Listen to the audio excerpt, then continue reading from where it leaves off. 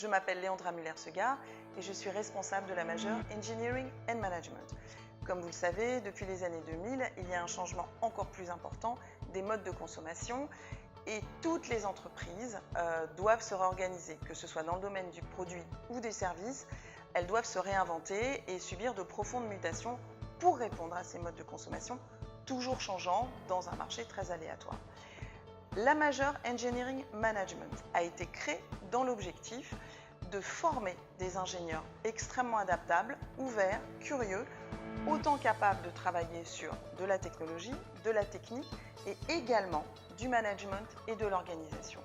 Ça veut dire que vous allez devoir réinventer des business models, pourquoi pas des modèles d'innovation de demain, retravailler sur des processus métiers et des processus de système d'information, valoriser la data de l'entreprise et un domaine qui est très important également, créer de la valeur à tous les étages sur des processus peut-être plus locaux mais des processus globaux également afin que l'entreprise puisse être performante. Où est-ce que ça va se passer? Je vais vous parler des grands secteurs et des métiers. Alors, ça se passe partout. On retrouve nos anciens ingénieurs absolument partout, dans le domaine de l'industrie, dans le domaine des services également. Donc, on les retrouve dans le négoce, donc le négoce également de la grande distribution jusqu'aux entreprises de e-commerce, l'industrie automobile, l'industrie de la cosmétique, du luxe, l'agro-industrie, la pharmacie. Et dans le domaine des services, je me permets de mettre l'accent sur le milieu du conseil. On vous retrouve de plus en plus en conseil en stratégie, organisation, management, SS2I et notamment dans des cabinets qui travaillent sur la transformation numérique, digitale et décisionnelle des entreprises. La demande est extrêmement forte.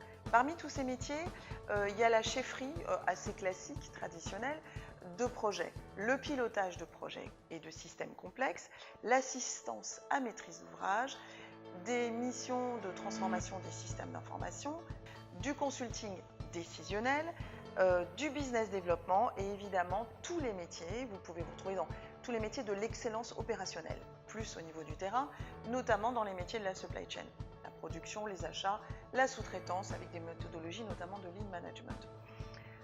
Une fois qu'on a dit ça, vous pouvez vous poser la question de comment c'est organisé tout ça. Ce master contient évidemment de plusieurs semestres. En semestre 8, vous serez tous ensemble autour de modules organisés en anglais.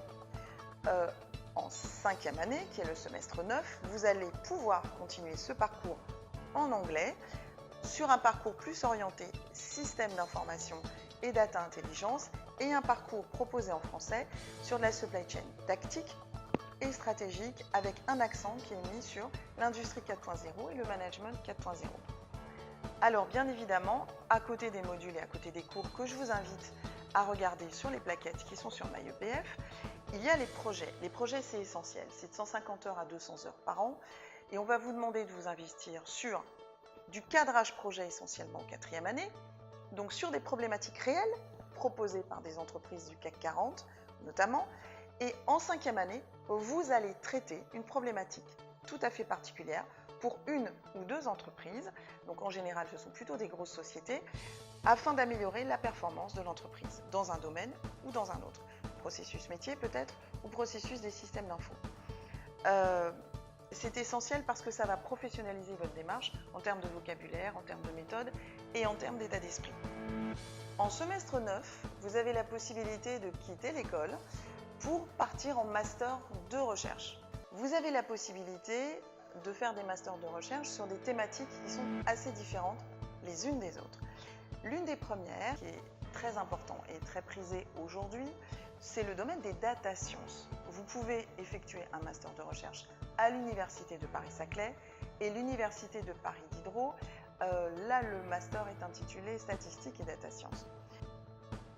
Vous avez un master de recherche qui est également très prisé à Paris-Dauphine, donc à l'Université Paris-Dauphine, qui s'appelle Modo et Mido. Ce sont deux masters de recherche différents, mais en très gros, ils adressent les mathématiques et l'informatique de la décision.